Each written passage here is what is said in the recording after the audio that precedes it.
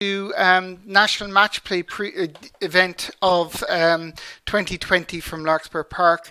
I'm delighted to be joined by Paul O'Brien from Tipperary. Good evening, Paul. Good evening, Frank. Paul, the winner today was Larkspur Park. The winner today was the live streaming. The winner today was the game of pitch and putt. Is that a fair assessment? Yeah. Like, in fairness, they for people, unfortunately, they weren't able to be there. Like, the course was absolutely given to us in immaculate condition. It was playing tough, don't get me wrong, with the wind. The greens were unbelievable in their condition. But genuinely, the feedback from the live stream and the course itself, I think kudos to both Larkspur Park and the Pitch and Putt Union of Ireland in terms of who they organised to do the live stream. And I think this is the way forward, and I think it's a great day for Pitch and Putt.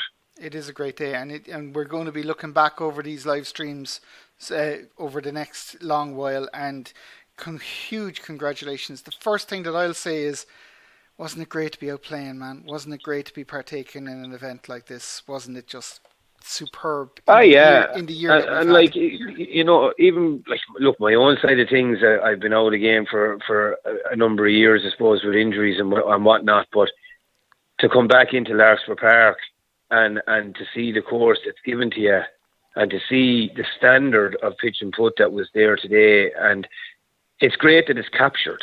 That's the beauty about it. Like, you know, I mean, from game one to game 32 or 30, whatever amount of games were played there today, like, the standard is just phenomenal, and it's great to be back in the melting pot of it. And like, from my side of it, Jesus, I love being in it. And you know, as I said, some of the games, I think there were some games went to 6 tie holes, more games, you know, there was so many games went to tie holes, primarily maybe even after the first round. Yes. But it really, really was. It was a huge spectacle of pitch and putt there, and I'm sure there will be a lot of people watching the live streams over the next couple of days. I'm positive there will. I will anyway. Right, first things first. It started with a bang. Damien Fleming was beaten by Anthony Culhane, and that was a superb game. Anthony played really well towards the end of that game. There was a little bit of coverage of that. Not all the game was covered, but there was a little bit of coverage. But that was a superb win for Anthony and for Tipperary. I think Damien, you know, was the 18-hole format certainly didn't suit him because he's the foreign player in the country at the moment. I don't know if you saw much of that game, but that was an excellent standard. The other shocks that struck you in the first round? Well, I suppose I genuinely wouldn't have classed you as a shock beating JR. I texted you during the week thinking I thought you had a great chance because yes. I know you play Larkspur Park very well, and I know a lot of people would have wrote you off. And like, you know, I mean, there's no better man to come out than yourself. Genuinely, like, it's in the first round of 18 holes, it's very hard to get up and running very, very quickly. Yes. And that's why I thought Anthony Culhane had an unbelievable chance against Damien Fleming, because of the fact he was out first. He's a quick player along with Damien, but he sees the whole course in front of him. Yes. And he's a real front runner. And that wasn't a huge shock to me. Huge shock to the form book, but not a huge shock to me because I know how good he is in Tipperary. Excellent, very good. JR's game and my game was superb. It was ding dong the whole way. If I was being hypercritical, I would say that it probably knocked a lot out of Deneen himself because it was hard to get up to the standard again so quickly. I think the games came quite quickly, and maybe that didn't help him a lot. But it was a brilliant game, and George just so magnanimous in the way that it went and the way that match was finished in the end. The first round was, you know, there's always going to be a few nips and tucks in the first round, but the second round was where the knockout punches were dealt, especially to the Cork players. I felt, I think that they were all pegged it down one by one. Brian Delaney, who won his first round match against Liam Donovan, was beaten by Stephen O'Reilly, and Owen Walsh ran into you, which was I won't say a huge surprise to some of us, but certainly was a game that I think what struck us was the standard that you played in that game. It certainly struck Owen, and it certainly struck the spectators watching that was a very close match. I won't let you comment on it because you have to be unless you want to, but I don't want to push you on that. The one game yeah. No, go on. Yeah, no, go on. No. Was that the highlight for you today? No, it wouldn't be a highlight. Look, at the end of the day, every player that's put in front of you, you do your living's best to beat him. It just so happened that I got a start against Owen, and I know that place like the back of my hand. And once I had the incentive ahead of me, it was going to be very hard to pull me back. We've been 4 up through 10, but at the same time, it was just a great game. There was birdies everywhere. It was just one of those games, and that's just the way they fall over 18 holes. God only knows what could have happened if it had been 36. You just don't know. Yeah, exactly. Some other big matches as well. Very hard one to close with Sean Goggins versus John Walsh, and that fell to Sean Goggins.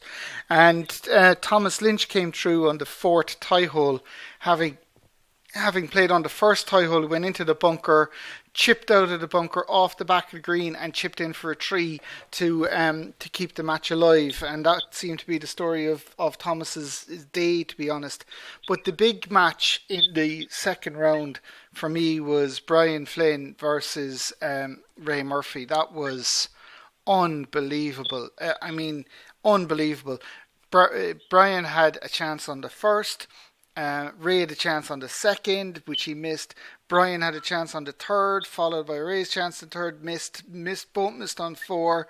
And then Brian Flynn got a great putt on 5 and then stood up on the 6th tee box, put the ball to inside a foot, and Ray Murphy, like he's done on numerous times, it's unbelievable to think that he's done it on numerous times, stands up, hits the ball, pitches, great pitch, into the hole in one, 6th tie hole, and he progresses on. And from that moment on, Ray Murphy turned into the Ray Murphy of old with regards to the standard that he was playing for the rest of the game. I thought he was absolutely brilliant against Stephen Shore. I thought he was brilliant in the quarter-final against Patsy Farrell, who'd done very well to get up there.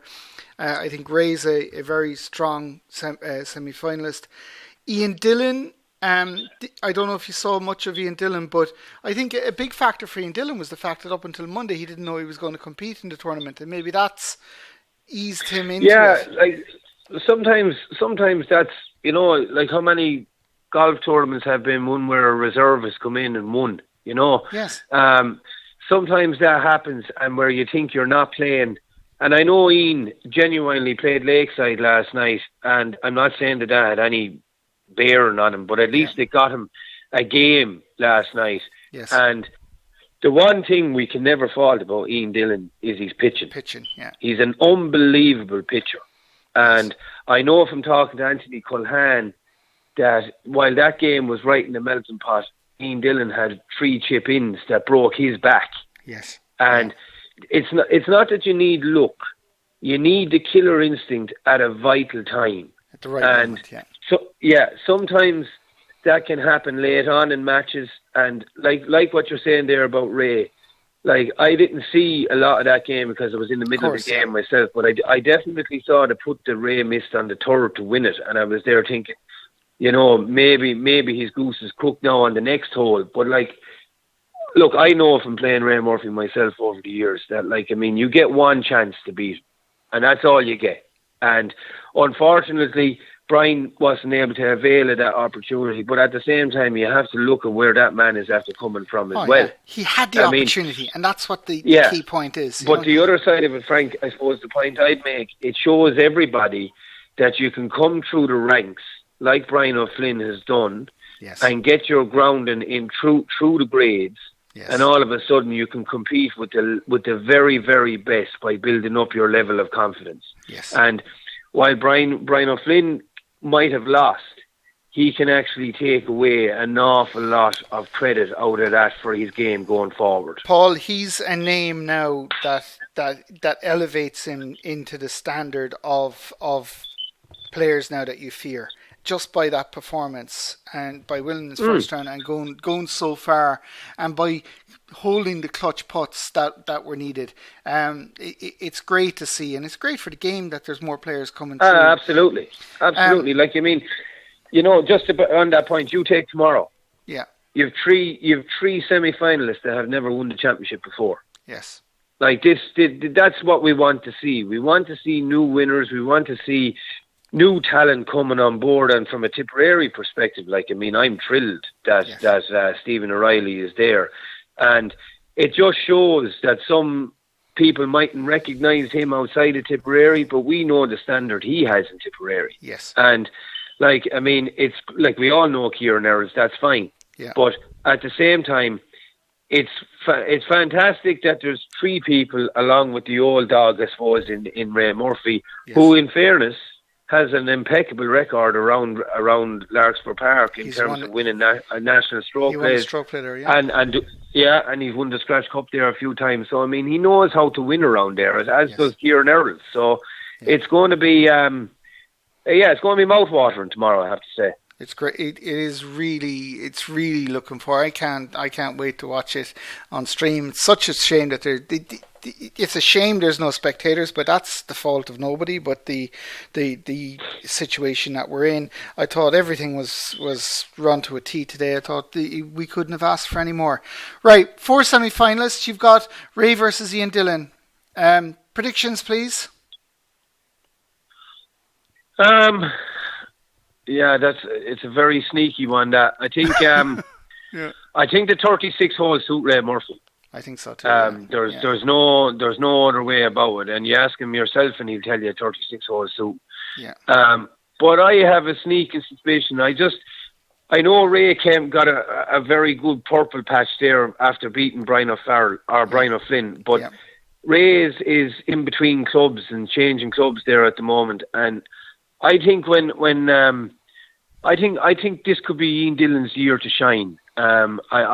He does play Cashel very, very well, and it's a real pitcher's course there at the moment, because if you're leaving yourself at the right side of greens, you're leaving yourself easy enough putts. And they're very I have a sneaking suspicion. I have a sneaking suspicion that Ian Dillon could prevail.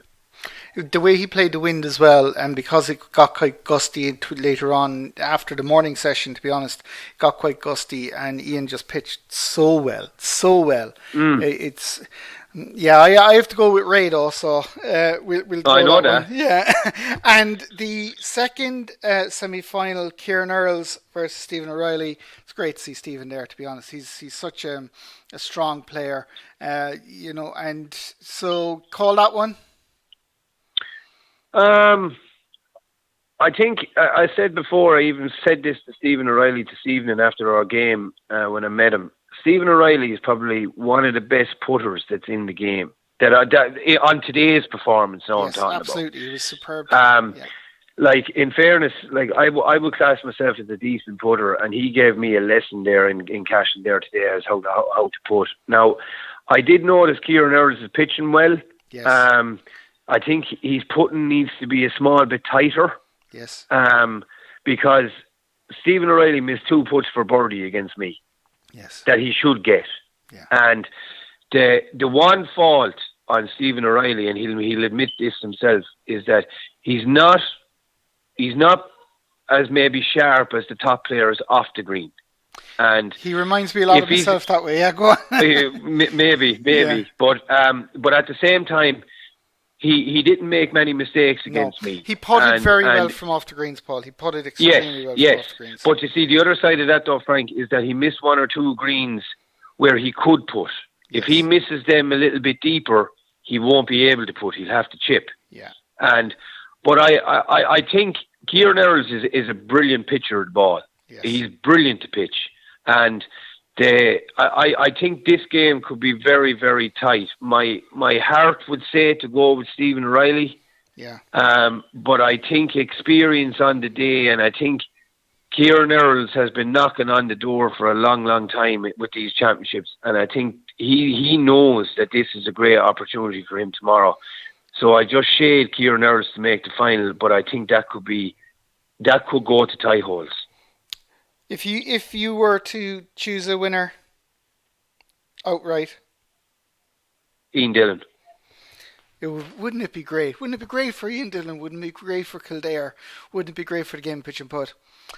Paul, thanks a million for joining me. I really appreciate it. Thank you for taking your time out. Just before you go, Frank, I just want to. We can't forget the ladies either tomorrow. No, we can't. We can't. They're coming back into Larkspur Park tomorrow, and by all accounts, there was great games down in Hillview today. So you'd wish Martha O'Brien, Shula McCarthy, Breda Lunrigan, and Jesus, I can't think who the other person is. I don't know, to be honest, Paul. I apologise now for not taking, not going into that. I can't think of that, but then you see the net ladies are going in as well, and I know Elaine Quinn from my own club is playing tomorrow, and I want to wish her best of luck. Great. But at the same time, look, it's an unbelievable game that what we have, and it's great that the ladies are coming back in to share it with the men tomorrow on realistically on what the premium course in the country. Yeah, and Paul, Larkspur Park, the view, the scenery, the greens, the quality of the course, the quality of everything, the venue, the location, where it is. It's a superb venue. Wish the ladies and gents best of luck tomorrow. Paul, thank you so much. I'm not going to hold you anymore. We will do a show with the ladies about the match play over the next couple of days. Thanks a million to everyone, and thanks for joining in, and we'll talk to you soon. Okay? No worries, Frank. Take care, Paul. Bye.